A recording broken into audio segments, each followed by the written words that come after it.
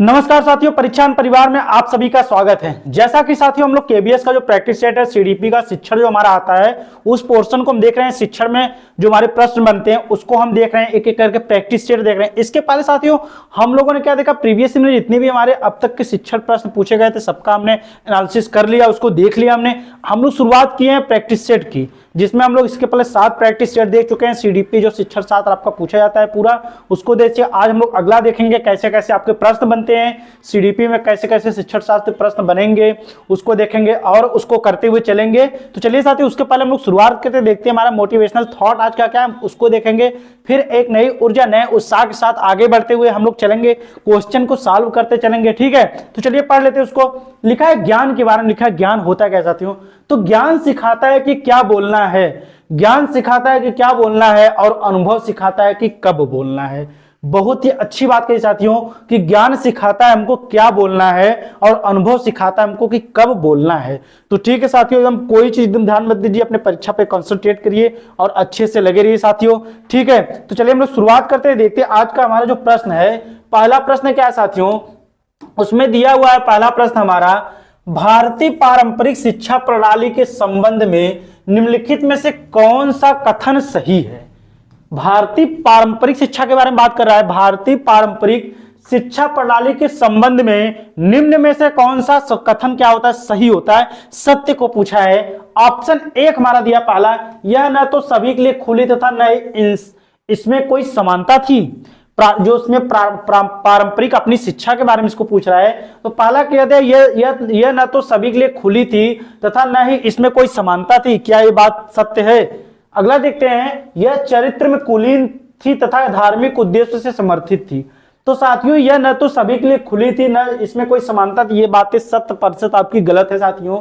और दूसरी बात भी, यह चरित्र में कुलीन थी, यह चरित्र में कुलीन नहीं थी तथा धार्मिक उद्देश्य समर्थित, ये भी बातें आपकी, दोनों बातें क्या होती हैं, ये अपनी पारंपरिक भारतीय पारंपरिक शिक्षा के परिप्रेक्ष्य में दोनों बातें आपकी क्या हुई है, असत्य कही गई है साथियों। इसलिए हमारा ऑप्शन क्या होगा, यह न तो सभी के लिए खुली थी बल्कि ये सभी के लिए खुली थी साथियों। और इसमें क्या था, समानता थी, समानता का कोई वो नहीं था, लेकिन सभी के लिए क्या थी, समान। ऑप्शन हमारा देखेंगे कि दोनों गलत साथियों। डी वाला ऑप्शन क्या दिया हमारा, दिया न तो पहला सही और न ही दूसरा।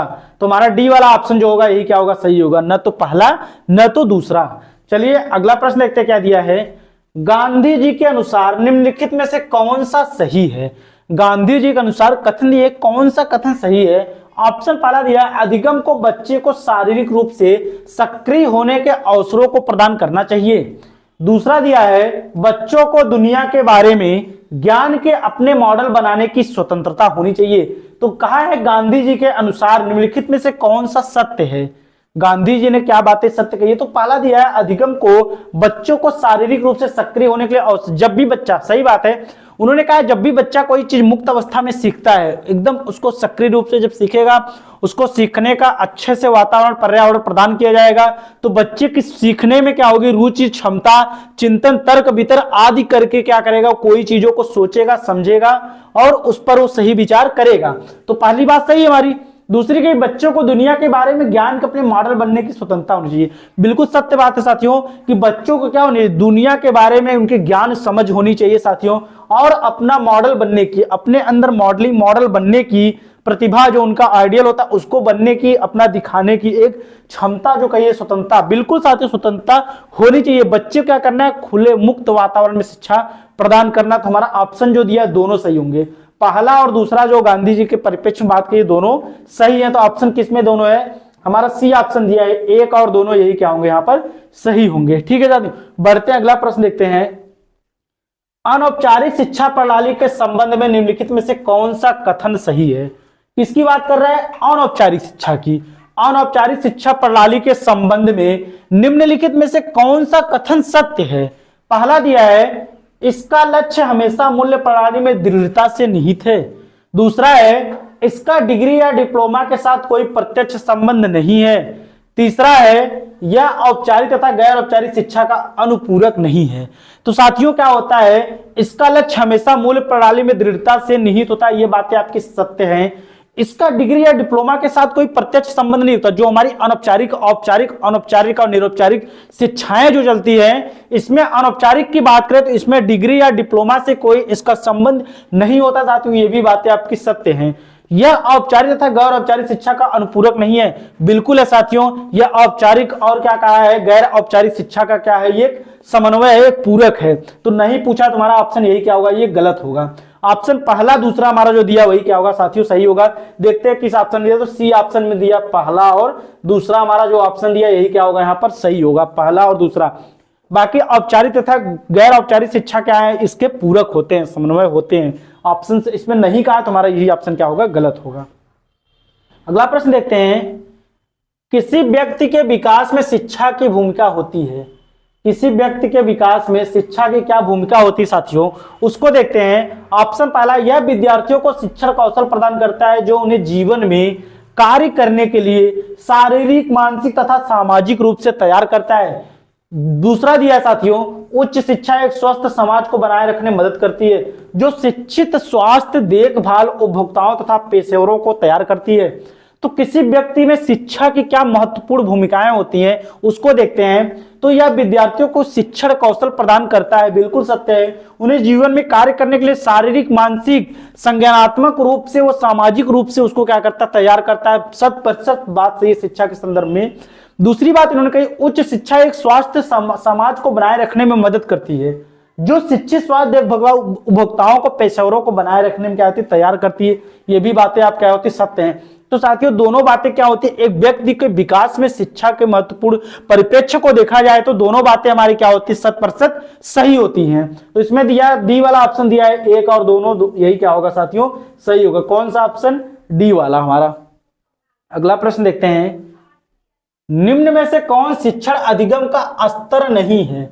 निम्न में से कौन शिक्षण अधिगम का स्तर नहीं है। पहला दिया है विभेदीकरण स्तर, पहला विभेदीकरण स्तर, दूसरा है स्मृति स्तर, तीसरा चिंतनशील स्तर, चौथा समझ स्तर। तो साथियों कौन सा शिक्षण अधिगम का स्तर नहीं होता है साथियों, आपको अच्छे से पता हो। शिक्षण अधिगम स्तर 3 होते हैं, स्मृति स्तर, बोध स्तर, चिंतन स्तर। ये कितने होते हैं, शिक्षण अधिगम के 3 स्तर होते हैं। तो विभेदीकरण, उनको वर्गीकरण, बांटना, ये स्तर नहीं होता साथियों।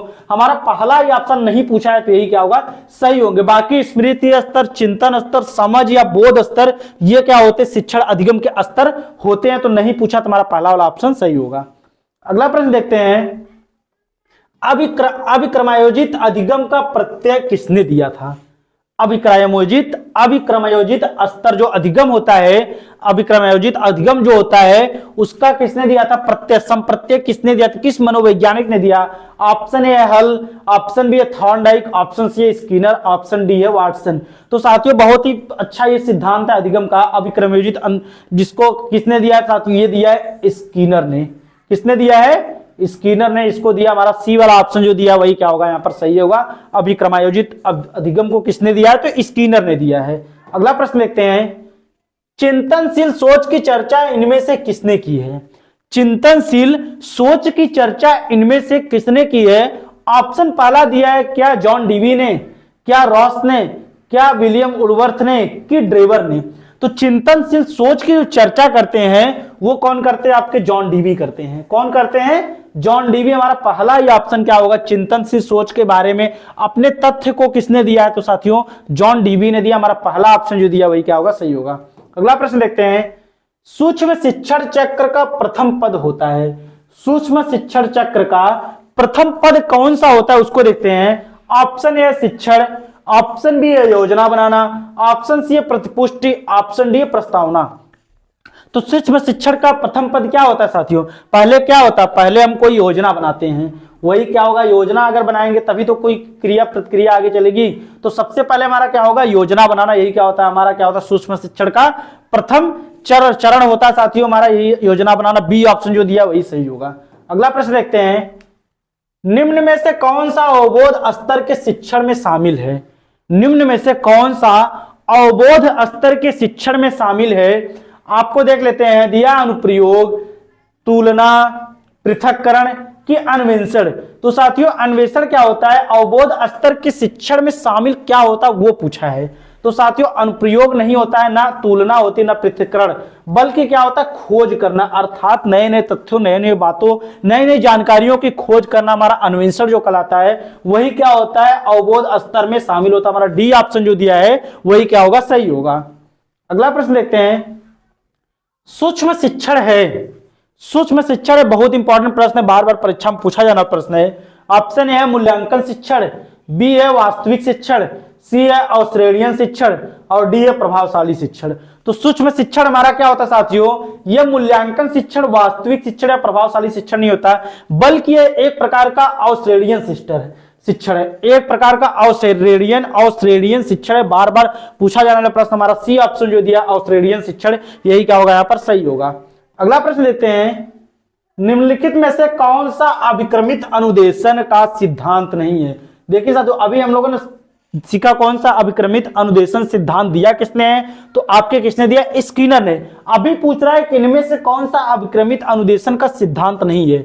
बहुत अच्छा प्रश्न है दोनों प्रश्न। ऑप्शन ए दिया अभ्यास का सिद्धांत, बी दिया छोटे छोटे पदों का सिद्धांत, सी है सक्रिय अनुक्रिया का सिद्धांत और डी है पुनर्बलन का सिद्धांत।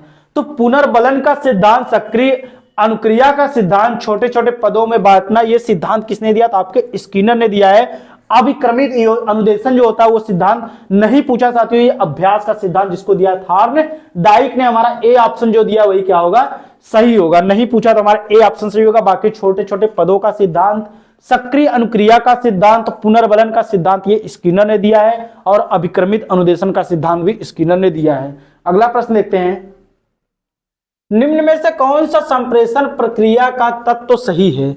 निम्न में से कौन सा संप्रेषण प्रक्रिया का तत्व सही होता है। ऑप्शन हमारा ये पहला दिया है माध्यम, दूसरा दिया साथियों अंतःक्रिया, तीसरा दिया प्रतिपुष्टि और डी दिया पुनर्बलन। तो बात करते हैं किसकी, संप्रेषण प्रक्रिया की। संप्रेषण प्रक्रिया का तत्व क्या होता है साथियों, आप हमेशा से पूछे जाना प्रश्न, ये हमारा क्या होता है पुनर्बलन क्या होता है, संप्रेषण प्रक्रिया का प्रमुख तत्व होता है पुनर्बलन। तो हमारा ऑप्शन क्या होगा ए बी सी ये सब गलत होंगे। पुनर्बलन, पुनः मतलब पुनः बल देना, ठीक है। हमारा डी ऑप्शन जो दिया पुनर्बलन वही क्या होगा वहां पर सही होगा। अगला प्रश्न देखते हैं, निम्न में से कौन सा शिक्षण का स्तर नहीं है। निम्न में से कौन सा शिक्षण का स्तर नहीं है, आप देखते हैं पहला दिया प्रावर्ती स्तर, दूसरा दिया अप्रेरणा स्तर, तीसरा दिया स्मृति स्तर, चौथा दिया अवबोध स्तर। अभी हम लोगों ने ऐसे प्रश्न देखा तो प्रश्न क्या हुए, ऐसे रिपीट प्रश्न हुए साथियों, बस हूबहू प्रश्न में थोड़ा सा चेंजिंग कर दिया है। तो प्रावर्ती स्तर होता है, स्मृति स्तर होता है, अवबोध स्तर भी होता है, चिंतन स्तर, स्मृति स्तर, अवबोध स्तर, प्रावर्ती ये सब होता है। लेकिन अब प्रेरणा स्तर क्या होता है, शिक्षण का नहीं होता, शिक्षण का चरण में नहीं आता। हमारा कौन सा नहीं पूछा तो हमारा बी वाला ऑप्शन क्या होगा यहाँ पर सही होगा, कौन सा अभिप्रेरणा स्तर। अगला प्रश्न देखते हैं, मानदंड संदर्भी परीक्षण सीआरटी के द्योतक के रूप में निम्नांकित में से क्या अधिमान्य माप होगा। किसके बारे में बात किया, सीआरटी के बारे में बात किया साथियों। सीआरटी के द्योतक रूप निम्नांकित में से क्या अधिमान्य माप होगा। ऑप्शन ए है शतमक रैंक, बी है मानक प्राप्तांक, सी है निर्देश चिन्ह परीक्षण और डी है क्या विचलन प्राप्तांक। तो हम बात करें सीआरटी में, तो सीआरटी में उसमें क्या होते हैं, निर्देश चिन्ह परीक्षाओं को शामिल किया जाता है। निर्देश चिन्ह जो हमारे परीक्षा होती हैं इसको क्या होता है शामिल करके कोई भी क्रिया कार्य पूरा किया जाता है। हमारा जो अध्ययन अध्यापन कार्य होता है वो पूरा होता है। मानदंड संदर्भी परीक्षा जिसको हम सीआरटी कहते हैं, हमारा सी वाला ऑप्शन जो दिया वही सही होगा। अगला प्रश्न है, एक छात्र यह जानना चाहता है कि क्या वह एक विशिष्ट रोजगार में अच्छा प्रदर्शन करेगा। इसका पूर्वानुमान लगाने के लिए में से किस उपकरण का प्रयोग किया जाएगा। यहां डैश डैश रहेगा, में से किस उपकरण का प्रयोग किया जाएगा। बात करता साथियों, एक छात्र यह जानना चाहता है कि क्या वह एक विशिष्ट रोजगार में अच्छा प्रदर्शन करेगा। इसका पूर्वानुमान लगाने में निम्न से किस उपकरण का प्रयोग किया जाएगा। ऑप्शन है अभिवृत्ति परीक्षण, बी है अभियोग्यता परीक्षण, सी है बुद्धि परीक्षण, डी है रुचि परीक्षण। तो इसमें छात्र अगर सोच रहा है वो क्या करेगा, कोई भी चीज अनुमान लगाता है क्या कि एक विशिष्ट रोजगार में क्या करेगा अच्छा प्रदर्शन करेगा, तो इसमें वो क्या कर रहा है अपनी अभियोग्यता परीक्षण, अपनी अभियोग्यता जो उसकी योग्यता है उसको प्रदर्शन, उस पे वह क्या कर रहा है तर्क भीतर सोच लगा रहा है। हमारा बी वाला अभियोग्यता परीक्षण जो दिया है वही क्या होगा साथियों सही होगा, अभियोग्यता परीक्षण। अगला प्रश्न देखते हैं, एक अच्छे शोध उपकरण की पहचान किस आधार पर होती है। एक अच्छे शोध उपकरण की पहचान किस आधार पर होती है? ऑप्शन ए दिया है बाजार में उपलब्धता के कारण, बी है उसके प्रयोग और व्यवहार की आसानी के कारण, सी है प्रामाणिकता के साथ युक्त वैधता सूचकांक के कारण, और डी है जैसा प्रदत्त वह प्रदान कर सकता है। तो एक अच्छे शोध कार्य की, अच्छे शोध उपकरण की क्या विशेषताएं होती है? तो बाजार में उपलब्धता ये सब नहीं होती साथियों, उसके प्रयोग व्यवहार, लेकिन सबसे प्रामाणिकता के आधार पर उसकी वैधताएं जो होती हैं, प्रामाणिकता के साथ साथ उसकी युक्त वैधता जो सूचकांक होता है, ये क्या होता है? ये क्या करता है? शोध उपकरण में एक अच्छी भूमिका निभाता है। हमारा सी वाला ऑप्शन जो होगा वही क्या होगा? सही होगा। क्या? प्रामाणिकता के साथ युक्त वैधता सूचकांक, हमारा जो सी ऑप्शन दिया वही क्या होगा? सही होगा। अगला प्रश्न लिखते हैं, किसी शोध में परिकल्पना का निर्माण किस आधार पर किया जाता है? किसी शोध में परिकल्पना का निर्माण किस आधार पर किया जाता है? ऑप्शन पहला दिया है दो या दो से अधिक चरों के बीच संबंध स्थापित करना, बी दिया है चरों और उनकी प्रकृति की पहचान द्वारा, सी दिया है अनुसंधान संबंधी आलेख तैयार करना पढ़कर, डी दिया वरिष्ठ शोधकर्ताओं से बातचीत द्वारा। तो किसी शोध में बात कर रहा है, शोध जो हमारे कार्य होते हैं, परिकल्पना का निर्माण किस आधार पर, किसी शोध कार्य में परिकल्पना का निर्माण किस आधार पर किया जाता है, हम उसकी बात करते हैं। तो किस आधार पर किया जाता है? ऑप्शन ए दो या दो से अधिक चरों के बीच संबंध खोजना, बी है चरों और उनकी प्रकृति की पहचान करना, ये नहीं होता साथियों। अनुसंधान संबंधी आलेख तैयार करना पढ़कर, आलेख पढ़कर क्या हम शोध कार्य को सफल बना सकते हैं? ये भी नहीं होता। वरिष्ठ शोधकर्ताओं से बातचीत करके भी हम उसको सफल नहीं। लेकिन अगर बात करें दो या दो से अधिक चरों के बीच संबंध स्थापित कर किसी शोध कार्य में परिकल्पना का निर्माण हम कर सकते हैं। हमारा ए वाला ऑप्शन जो दिया है दो या दो से अधिक चरों के बीच संबंध स्थापित कर यही क्या होगा साथियों? सही होगा। अगला प्रश्न देखते हैं, दिया है निम्नलिखित में से कौन सा ऐतिहासिक अनुसंधान की रिपोर्टी लिखने का आधार बनता है? निम्नलिखित में से कौन सा ऐतिहासिक अनुसंधान की रिपोर्टी लिखने का आधार बनता है? ऑप्शन ए है प्राथमिक प्रदत्त स्रोत, बी है गौड़ प्रदत्त, सी है अनुसंधान का वैयक्तिक निर्माण, और डी है ऐतिहासिक साक्ष्य। तो हमको क्या करना है? ऐतिहासिक अनुसंधान अगर रिपोर्ट लिखना है तो उसमें क्या होगा? क्या प्राथमिक प्रदत्त स्रोत काम करेंगे, क्या गौड़ करेंगे, क्या अनुसंधान? लेकिन एक ऐतिहासिक साक्ष्य के लिए सबसे महत्वपूर्ण हमारा ऐतिहासिक साक्ष्य रहेगा। ऐतिहासिक अनुसंधान रिपोर्ट लिखने के लिए अगर हमारे पास ऐतिहासिक साक्ष्य अगर रहेंगे तो उसको लिखने में हमारे पास उसको आसानी होगी साथियों। हमारा जो डी ऑप्शन दिया वही क्या होगा? यहाँ पर सही होगा। बढ़ते अगला प्रश्न देखते हैं, निम्नलिखित में से किस प्रकार के अनुसंधान को ऐसे हस्तक्षेप के प्रभाव की सतत जांच के आशय से वास्तविक जगत के कार्य चालन में एक लघु हस्तक्षेप कहा जाता है? मतलब क्या कहा है साथियों? इसको ध्यान से सुनिए। निम्नलिखित में से किस प्रकार के अनुसंधान को ऐसे हस्तक्षेप के प्रभाव की सतत जांच के आशय से वास्तविक जगत के कार्य चालन के लिए लघु हस्तक्षेप, कौन सा हस्तक्षेप? लघु हस्तक्षेप कहा जाता है। ऑप्शन ए दिया है हमारा व्यक्तिगत अध्ययन, बी है नैसर्गिक अनुसंधान, सी है क्रियात्मक अनुसंधान, डी है ऐतिहासिक। तो ऐतिहासिक नहीं होगा साथियों, ना नैसर्गिक होगा ना व्यक्ति, बल्कि क्या होगा? हमारा क्रियात्मक अनुसंधान, क्रियात्मक शोध जो कार्य होते हैं वही हमारा क्या कहलाता है? लघु हस्तक्षेप कहलाता है। हमारा सी वाला ऑप्शन जो दिया यही क्या होगा? सही होगा, सी वाला ऑप्शन। बढ़ते अगला प्रश्न देखते हैं, अनुसंधान के समग्र पद को निम्नलिखित में से किसके रूप में परिभाषित किया गया है? अनुसंधान के समग्र पद को निम्नलिखित में से किसके रूप में परिभाषित किया गया है? ऑप्शन ए किसी समूह में सदस्यों की कुल संख्या, बी है किसी समूह में सभी संभावित सदस्य, सी है परिभाषित समूह की समस्त इकाइयां, और डी है विभिन्न समुच्चय जिन्हें परिभाषित किया जा सकता है। तो अनुसंधान के समग्र पद को निम्नलिखित में से किसके द्वारा परिभाषित किया जा सकता है? तो किसी समूह में सदस्य कुल संख्या नहीं होती साथियों, सभी संभावित सदस्य ये भी नहीं, लेकिन परिभाषित समूह की जो समस्त इकाइयां होती हैं, परिभाषित समूह की समस्त इकाइयां क्या करती है? अनुसंधान में समग्र पद को क्या करती है? निर्धारित करती है। हमारा सी वाला ऑप्शन जो दिया है वही क्या होगा? यहाँ पर सही होगा। बढ़ते अगला प्रश्न देखते हैं, शिक्षा प्रशासन का आधार है। शिक्षा प्रशासन का क्या आधार होता है? ऑप्शन ए है शैक्षणिक आधार, बी है समाज का दार्शनिक दृष्टिकोण, सी है शैक्षिक उद्देश्यों के साथ मनोवैज्ञानिक एवं सामाजिक आधार, और डी है इनमें से कोई नहीं। तो शिक्षा प्रशासन का आधार पूछा साथियों, वो हमारा क्या होता है? शैक्षिक उद्देश्य के साथ साथ मनोवैज्ञानिक एवं सामाजिक आधार जो हमारे निर्धारित किए गए हैं। हमारा सी वाला ऑप्शन जो होगा यही क्या होगा? यहाँ पर सही होगा। अगला प्रश्न दिया है 20 ईयर्स के अनुसार शिक्षा के प्रशासनिक क्रिया की डैश डैश डैश कितनी क्रियाएं हैं। 20 ईयर्स के अनुसार क्या होता साथियों, शिक्षा की प्रशासनिक क्रिया की कितनी क्रियाएं हैं। ऑप्शन ए 7, बी है 8, सी है 5 और डी है 6। तो उनकी कितनी क्रियाएं होती है, 5 होती है साथियों। योजना बनाना, व्यवस्था करना आदि चीजें इसमें क्या होती है, शामिल होना। नियंत्रण करना, मूल्यांकन, ये सब चीजें उनके अंदर शामिल होती है साथियों। तो इसमें सामंजस्य स्थापित करना, समन्वयन करना, ये सब चीजें उन्होंने 5 प्रकार के बताए। किसने दिए, हमारा जो सी ऑप्शन होगा ये क्या होगा, पर सही होगा। अगला प्रश्न देखते हैं, निम्न में से किसे शिक्षा की प्रशासनिक क्रियाओं में सम्मिलित किया जाता है। निम्नलिखित में से किसे शिक्षा की प्रशासनिक क्रियाओं में शामिल किया जाता है। ऑप्शन ए निर्णय, रिपोर्टिंग व मूल्यांकन, बी है नियोजन एवं संगठन, सी है निर्देशन, समन्वय एवं नियंत्रण और डी है क्या, उपरोक्त सभी। तो साथियों हमारा जो तीनों ऑप्शन जो दिए गए ये क्या होंगे, सही है। इस क्रम में हमारा डी वाला ऑप्शन जो दिया है यही क्या होगा यहाँ पर सही होगा, क्योंकि सभी चीजें निर्णय, रिपोर्टिंग, मूल्यांकन, नियोजन, संगठन, निर्देशन, समन्वय, नियंत्रण शामिल होते हैं साथियों। हमारा डी ऑप्शन जो दिया सही है। अगला प्रश्न देखते हैं, पुनरीक्षण समिति की स्थापना किसकी अध्यक्षता में की गई थी। कौन सी समिति, पुनरीक्षण समिति की स्थापना किसकी अध्यक्षता में की है।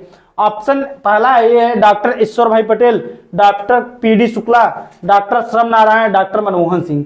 तो ये जो समिति तैयार की गई थी ये साथियों आपके डॉक्टर ईश्वर भाई पटेल की अध्यक्षता में तैयार की गई थी। कौन सी, पुनरीक्षण समिति, डॉक्टर ईश्वर भाई पटेल। अगला प्रश्न देखते हैं, राष्ट्रीय प्रौढ़ शिक्षा संस्थान की स्थापना हुई थी। राष्ट्रीय प्रौढ़ शिक्षा संस्थान की स्थापना कब होती है। ऑप्शन है 1990, बी है 1991, सी 1992, डी 1993। तो 1991 में हमारी क्या होती है, राष्ट्रीय प्रौढ़ शिक्षा समिति की शिक्षा संस्थान की स्थापना होती है। कब, 1991। ऑप्शन बी जो दिया वही सही होगा। अगला प्रश्न देखते हैं, विश्वविद्यालय अनुदान आयोग को वैधानिक संस्था का दर्जा किस वर्ष प्रदान किया गया। यूजीसी की बात करता है। विश्वविद्यालय अनुदान जो आयोग होता है वैधानिक संस्था की दर्जा उसको किस वर्ष प्रदान किया गया। ऑप्शन है 1954, 1956, 1957, 1958। तो इसको वैधानिक दर्जा कब मिला था, 1956 में। हमारा बी ऑप्शन जो दिया है 1956 वही क्या होगा, यूजीसी को क्या हुआ गया, वैधानिक संस्था का दर्जा दिया गया 1956 में। अगला प्रश्न देखते हैं, डेमोक्रेसी एंड एजुकेशन किस शिक्षा शास्त्री की रचना है। डेमोक्रेसी एंड एजुकेशन किस शिक्षा शास्त्री की रचना है। तो इनकी और भी रचना है, जैसे स्कूल ऑफ टुमारो, ये भी देख लीजिए, school of tomorrow, how we think,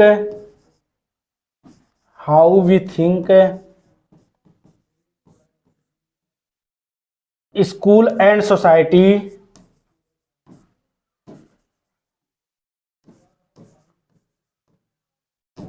school and society आदि किसकी रचना है। बहुत फेमस इनकी पुस्तकें हैं, school of tomorrow, how we think, school and society. तो ये किसकी है, डेमोक्रेसी एंड एजुकेशन, ये आपके जॉन डेवी, फ्रॉवेल, रूसो के, टैगोर। तो ये साथियों किसकी है पुस्तकें जो हैं, ये हमारी जॉन डीवी की। ऑप्शन ए वाला हमारा जो दिया वही क्या होगा यहाँ पर सही होगा। और भी उनकी school of tomorrow, how we think, school and society, ये किसकी रचना है, तो इनकी डेमोक्रेसी ये सब रचना है किसकी, जॉन डीवी की। तो ये वाला ऑप्शन सही। अगला प्रश्न देखते हैं, जब सीखने की क्रिया में कोई उन्नति नहीं होती है तो उसे कहते हैं। जब सीखने की क्रिया में कोई उन्नति नहीं होती उसे क्या कहते हैं। सीखने का वक्र, न समझ, सीखने का पठार, की इनमें से कोई नहीं, तो उसे क्या कहते हैं साथियों, सीखने का पठार कहते हैं। हमारा सी वाला ऑप्शन दिया है वही क्या होगा, सही होगा। जब सीखने की क्रिया में कोई उन्नति नहीं होती उसे हम क्या कहते हैं, सीखने का पठार कहते हैं। हमारा सी ऑप्शन सही होगा। अगला प्रश्न देखते हैं, कोहलर का प्रयोग सीखने के किस सिद्धांत से संबंधित है। कोहलर का प्रयोग सीखने से किस सिद्धांत समझते हैं। ऑप्शन ए सूझ, बी अनुकरण, सी अनुक्रिया, डी प्रयत्न या भूल। तो साथियों ये क्या होता है, सूझ पर आधारित है। किस पर आधारित है, तो सूझ पर आधारित है। किसका सिद्धांत, अंतर्दृष्टि एवं सूझ का सिद्धांत इनका कोहलर का।